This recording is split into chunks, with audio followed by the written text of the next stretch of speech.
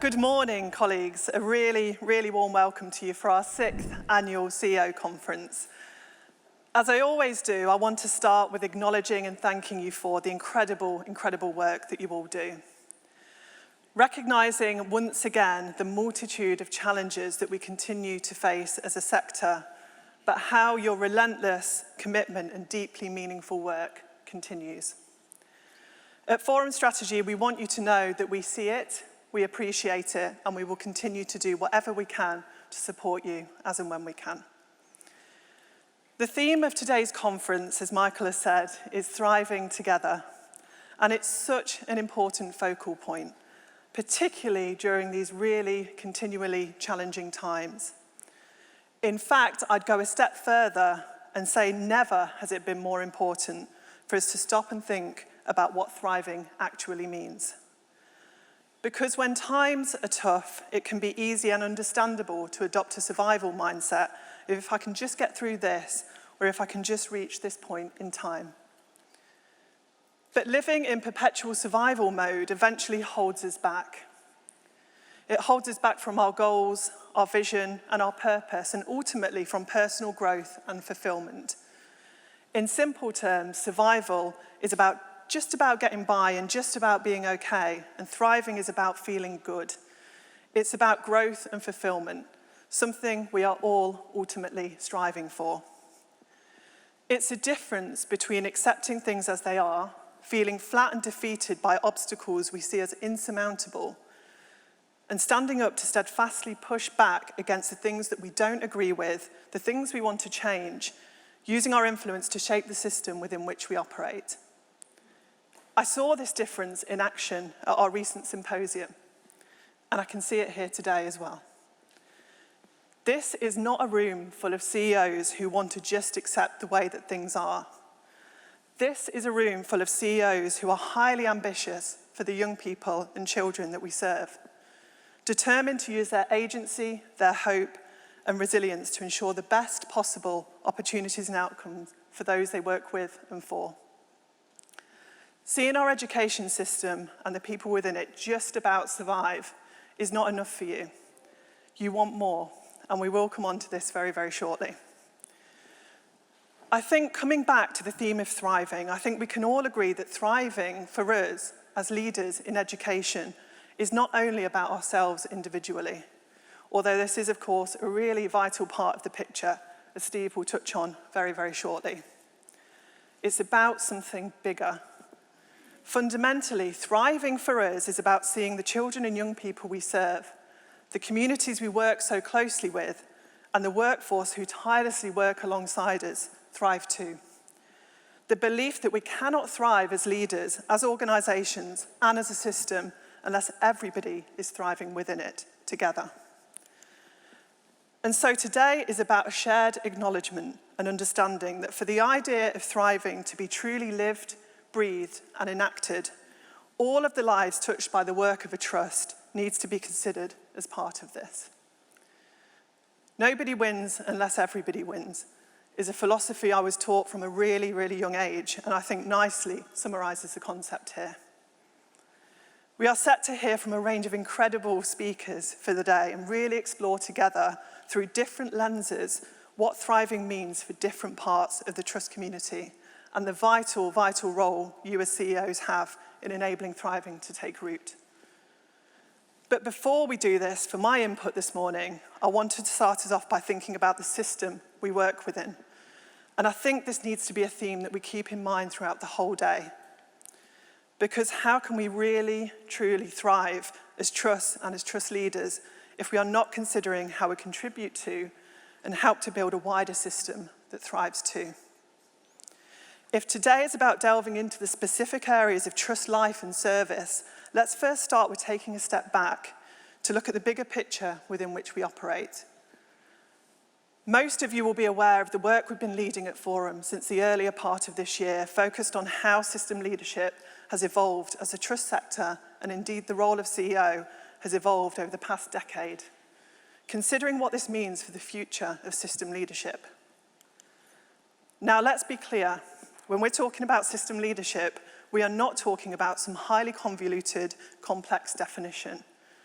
Quite simply, we are talking about the leadership acts of people within a system that contribute to its betterment and its improvement. Of course, we know that system leadership is not a new concept. Those of you who've been in education for a while will be familiar with the work undertaken over a decade ago around system leadership in education. But this was a really, really long time ago, particularly when we consider how the education system has changed and evolved in that time. Not least the growth of multi-academy trusts, and within that, the role of the CEO. System leadership, as we're talking about it now, is built upon those successful foundations of many years ago, but the thinking needs to be moved on, recognizing that the context and the system itself has evolved and changed. Therefore, what is needed now is not exactly the same as what was needed a decade ago. There is a need to learn from and build on the work that has gone before this, but to look at it through a new lens. A lens focused in on the role of trusts and their CEOs, as this work has not been done elsewhere. But why is now the right time for some of this? In a context currently where so much can feel out of our control, particularly many things government-related, we need to be able to tune out the noise and zero in on what is within our control. The leadership we can enact and model every day by identifying what the common challenges are across education, taking the actions needed to address them and bringing others with us as we do so. In doing this, we can contribute to a system that starts to thrive even in the face of adversity. But what does a thriving education system actually look like? I'm going to put this really concisely, but for me it's this. A thriving education system is one in which all children and young people, all those who work within it and for it, and all the communities and stakeholders who interact with it, feel they have a place, have a voice, and feel they are learning, developing, and growing within it.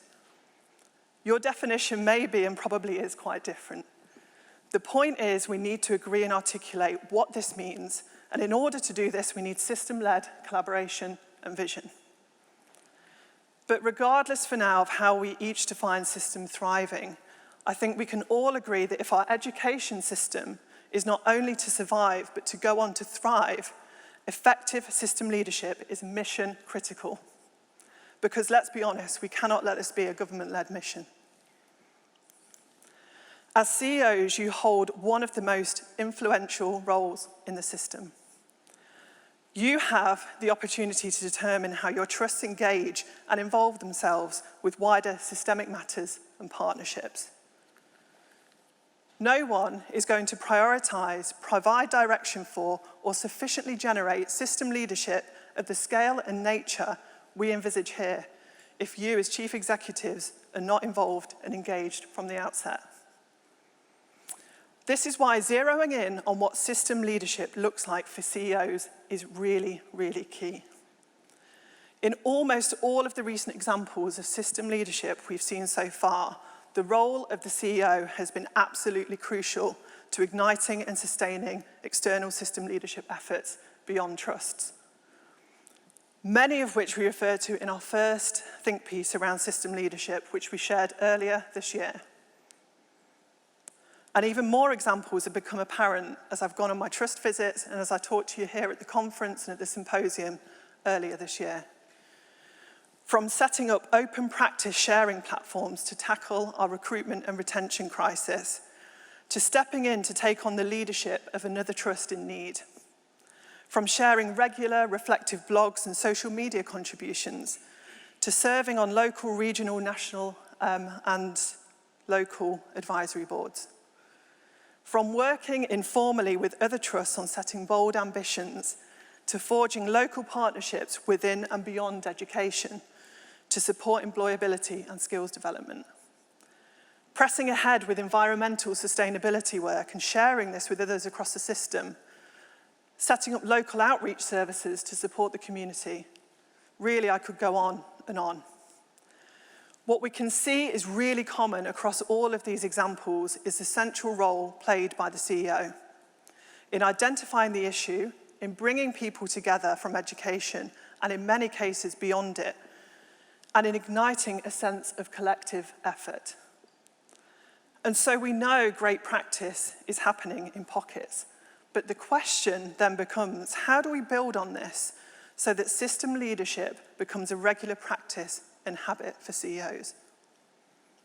So much so that we see a system creaking at its edges right now start to thrive and flourish. How as CEOs you are able to work together trust to trust, how you connect with and lead in your local areas, developing partnerships with, but crucially beyond education, how you leverage your influence to inform direction and policy nationally, can all significantly contribute to how the system develops and self-improves. How you model the positive behaviours of system leaders and galvanise others to collaborate with you to do system-level good is so, so vital right now. All of this we talk about in detail within our recently published second think piece, produced in great collaboration with our CEO professional learning communities over the summer and covered over the weekend in Schools Week. We cannot underestimate the criticality of effective CEO system leadership and its huge potential in contributing to the creation of a thriving system within which all can thrive and grow. And that's why at Forum Strategy we are doing all that we can to support emerging thinking in this area, and alongside that offer as many development opportunities as we can to support you. But bringing this back, as I finish today, to our theme of thriving together. For me, I can't help but wonder whether any of us, as leaders, as children, as workforces, and as communities, can fully thrive if we are operating in a system that is in survival mode. For the continuum of thriving to be complete, we need to know that our system and all those that it touches and impacts are thriving together. Whilst we must, of course, continue to make it clear to the government what is needed from them, we must also turn our attention inwards. We must ask ourselves two questions. How, in the role that I do, am I contributing to the development of a thriving education system? And how am I enabling others to play their role too? Because as CEOs, the people around you look to you for encouragement, support, and inspiration. When you say that something is important, when you take an action towards a cause, and when you model the behaviours you wish to see across the system, people take note. Your staff, your peers, and perhaps most importantly, children and young people are all watching you. When you show that contributing to the development of a thriving education system is really important, others will follow suit and we begin a really important movement towards focused, collective endeavour. As CEOs of influential organisations, we have the opportunity to inspire, to encourage, and to come together in shaping a better future. Let's take that opportunity with both hands. As one of our professional learning community group members so articulately puts it, no child is an island, no trust is an island, and no chief executive can be. And this is true now more than it ever has been. Thank you.